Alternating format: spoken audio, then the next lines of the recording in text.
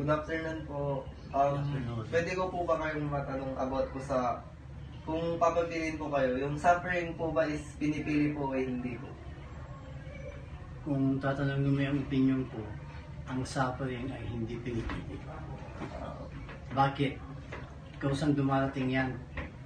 Bakit ka ano? Kasi, halimbawa, kasi bawat pagkakamali ng tao, hindi yan pinipili.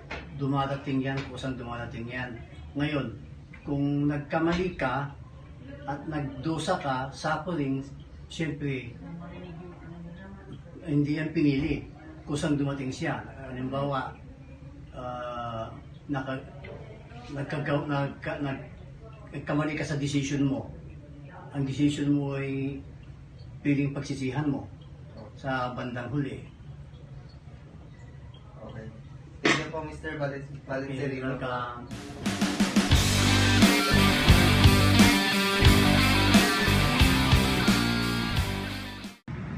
Good day, debaters. Ladies and gentlemen, before we start, the statement that we are about to discuss today is suffering is a choice. I, Robert Agolan, will be your moderator for today. The affirmative team seated on my right side consists of the affirmative speakers, Paulo Soriano and Karong Dayansera. And for arguing for the negative case will be the speakers Diana Bien Kagawan and Mark Lawrence Fernandez. No new constructive arguments may be introduced in the rebuttal period. The adjudicator, Mr. Joseph Pagal Jr., who is our philosophy teacher, who introduced to us this modified debate format rules. Which side wins, according to the weight of arguments presented by each opposing teams.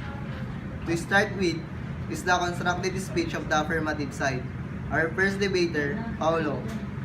Paulo, you have 3 minutes to argue about suffering is a choice. Good day. Suffering is a choice because we control our emotion and we have a knowledge to find out what is right or wrong. So we can choose if we choose to suffer or not. We choose suffer because we desire it. Yes, suffering is still a choice. Example, just like you choose happiness over sadness. You choose to live instead to die. You choose to struggle than to give up. Suffering is a choice in the same way being happy because you find 20 pesos on the ground is a choice. Get it? If you don't get it, then I will explain to you what is suffering. As most people perceive it, is a product of circumstances. Something bad is happening to you, so suffer. And this will be your truth as long as you believe it. Instead, try to change your mindset toward your own experience. When you say you suffer, you are in effect saying that the outside events are causing you a world of suffering inside. You are allowing incontrollable circumstances to affect your mood, which leave your decision and reaction to the outside world. Shouldn't you be the one making your own decision? Shouldn't you be the one emoting? So, choose not to suffer and you can see the situation however you please. You see totality and you can see a failure and no possible way to pass. Or you can see as a true test of your knowledge and real change to learn and practice your skills. Example, our parents choose to suffer for the future of their children and the whole family, and we students choose to go in school and study hard, do homeworks, paperworks, review for quizzes and exams. We have chosen all the suffering so that we can help our parents in the future, right? They say that suffering is a choice. Thank you. Okay, Mr. Soriano. And now, Ms. Kagawan is given 2 minutes to interpolate. Mr. Speaker, if alam naman pala natin ang tama at mali, why would you even put other people na kung saan alam mo magsasuffer sila? Yes, Miss Speaker. Kasi lahat ng tao mas gustong mag-suffer para umangat buhay nila o para sa kanilang future. Kailangan ba talagang maghirap para lang umangat sa buhay? Ang daming pwedeng gawin na hindi ka magsasuffer. Bakit kailangan mag-suffer? So how do you define suffering in your own words, Mr. Speaker? Yes, kailangan Miss Speaker. Because lahat ng tao nag-uumpisa sa kahirapan. Kaya kailangan natin magtrabaho para umangat sa buhay natin. So, paano yung mga pinanganak ng mayaman? Di ba hindi na sila naghihirap? No, Mrs. Speaker. Sinabi mo paano yung mga mayayaman. Oo. Naghihirap din sila. Pumapasok sila sa paaralan para maghirap, mag-aral, at matuto kung anong gagawin nila para sa future. Pero iba yan, di ba? Siyempre, pag may trabaho ka na, iba naman yung naghihirap ka sa school. Iba naman yun eh, kasi kailangan naman talaga. So, if ikaw yung may-ari ng company, parang iisipin mo hindi ka naghihirap kasi meron kang mga nagtatrabaho sa'yo na pwedeng sila na yung gumawa ng mga ibang mong trabaho. Bali parang ikaw na lang na may-ari ng kumpanya, uupo-upo ka lang. So, I don't think na nagsasuffer ka. Parang ganun din yung Mrs. Speaker. Sabi mo, ikaw yung nag-manage, di nagsasuffer ka na para payuhan yung mga kakumpanya mo na gawin kung ano ang gagawin nila. Pinapayaw pa bang ibang kumpanya kung anong gagawin nila? Oo, Mrs. Speaker. Kasi kailangan yun. Kung hindi mo sasabihin kung anong gagawin nila, hindi nila alam kung paano sila gagalaw. Okay. So, Okay, speakers, your time is up. suffering is not a choice. Hindi lahat ng pagdurusa is pinipili natin. Sino ba namang tao ang nanaisi yung magdusa, di ba? Siyempre, wala. May isang tao may Alzheimer. Choice ba nila na pakunti-kunti nilang nakakalimutan ang mga bagay na alam nila? Ikaw nga na ayaw mo makalimutan yung PIN code sa bank account mo. Sila pa kaya na makalimutan yung mga simpleng bagay? Kung tayo ang pumiling na pagdurusa natin, ibig sabihin, everything is under our control. Kaya natin kontrolin yung isang bagay na magbibigay sa atin ng paghihirap. Pero yun nga, ba't natin gugustuhin magdusa? And yes, we can change our mindset na hindi natin piliin na magdurusa tayo. For example, katulad ng sinabi mo kanina, we choose happiness over sadness. Pero nawawala ba sa isip natin at sa nararamdaman natin na we emotionally suffer and the people that surrounds you cause you to suffer? Kahit anong kapositibo mong tao, hindi mawawala na magdurusa ka nang hindi mo pinipili. Okay, Miss Kagawan. And now, Mr. Soriano, you have 2 minutes now to interpolate. So, Miss Speaker, you say that suffering is not a choice, right? Yes. So, tell me how. Because no one wants to suffer in pain. But, Miss Speaker, in our world today, people prefer to suffer rather than not to suffer. Because they want a better future or life, right? Yes. And then you said that there's no one wants to suffer. Right, Miss Speaker? Yes, they do. So, think of person who suicide. They not choose to suffer. They do. Miss Speaker, my other example is depression. How are those who are in depression, di ba pinapahirapan nila ang sarili nila, tinatanggap lahat ng pagkakamali at tinatanggap lahat ng negative na sinasabi ng mga tao sa paligid nila, di ba? Mr. Speaker, they are not accepting. And if people is suffering, why would you are still pushing them and provoke them that they like to suffer but they're not? Yung pagtanggap ng mali is tama to improve yourself. Pero yung choice ng nasa paligid mo na i-down ka, I don't think na pagiging isang mabuting kaibigan yon para sa tao may mental disorder. You know what is respect and you should know and do how to respect other people. Tell me, Miss Speaker, hindi di ba na pinipili mag-suffer?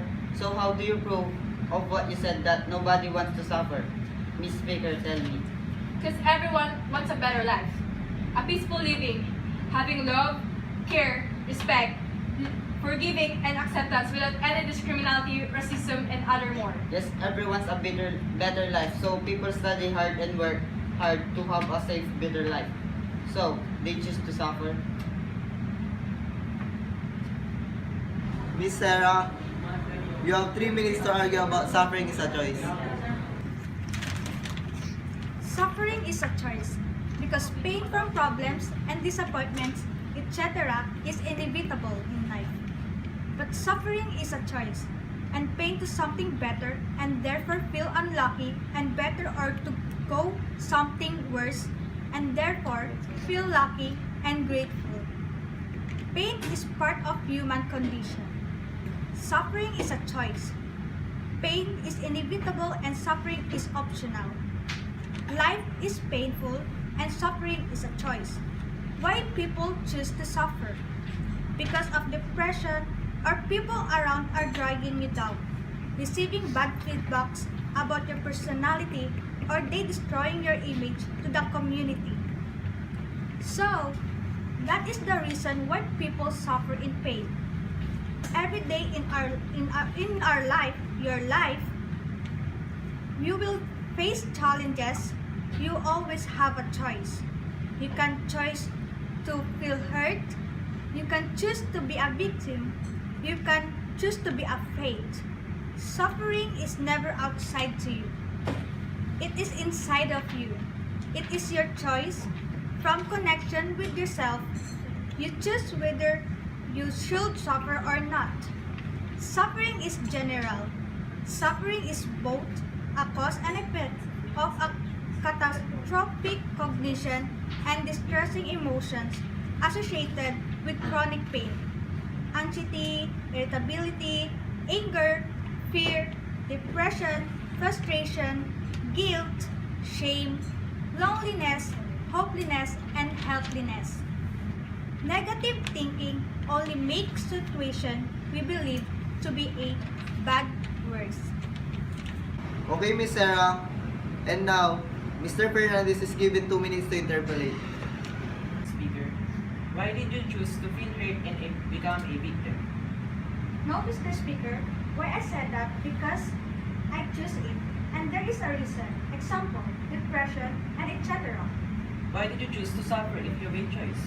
Because I think if I suffer, I will get easily forgotten. And that's the way to realize that you can stand by my own. Is it good to a mental condition of a person when they suffer a lot? No.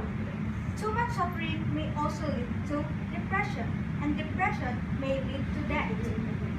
And as I said, suffering is a choice.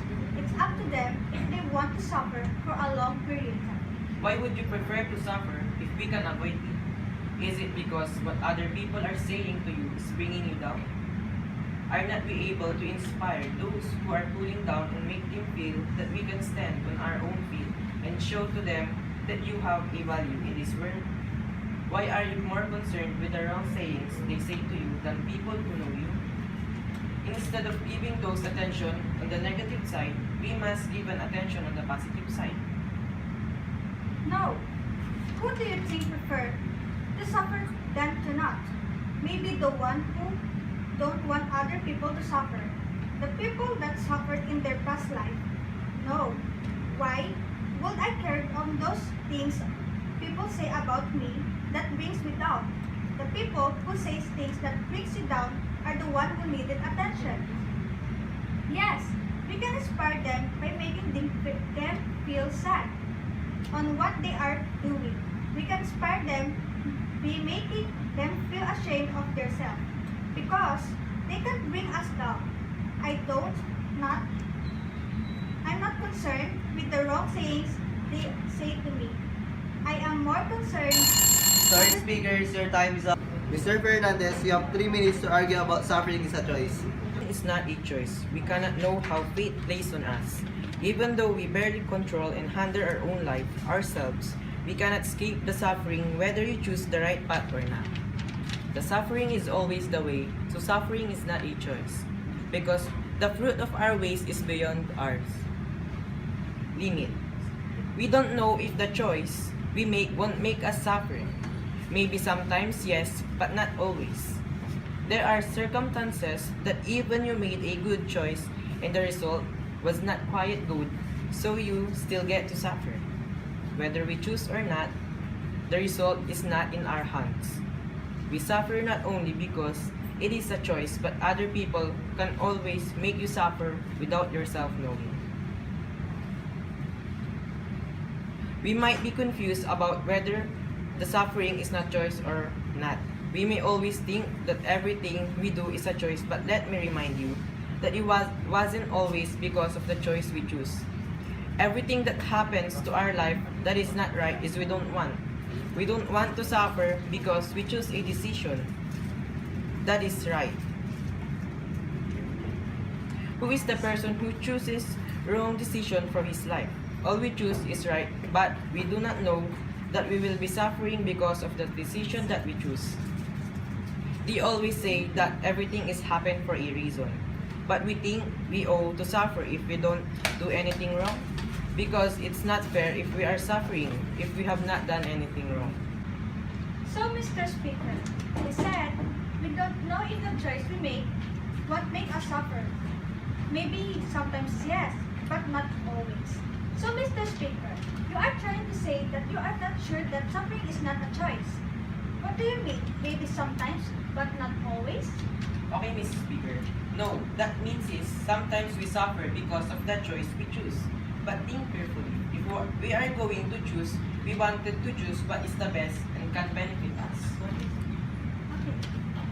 Just suffering isn't really a choice. Why do broken-hearted people choose to stay broken for a long time? Or they hurting themselves? Example, naglalaslas siya. If suffering isn't a choice, why do our parents suffer on their daily jobs just to keep us happy? If suffering isn't a choice, why do? Mrs. Speaker, I just want to clear what you just said earlier. Our parents are not suffering to make us happy. Our parents are sacrificing themselves to give what we want and make us happy. That was their obligation to fulfill our needs, and if our parents saw us happy, they will be happy too, because we are the gift of God to them. And Mr. Speaker, we suffer not only because it is a choice. So in this part, you are agreeing that suffering is not a choice. No, It's a Miss- choice, right? No, Miss Speaker, we suffer sometimes because of the people in our surroundings. They wanted us to suffer because of their insecurities. Okay, thank you, Mr. Speaker. Okay, speakers, your time is up.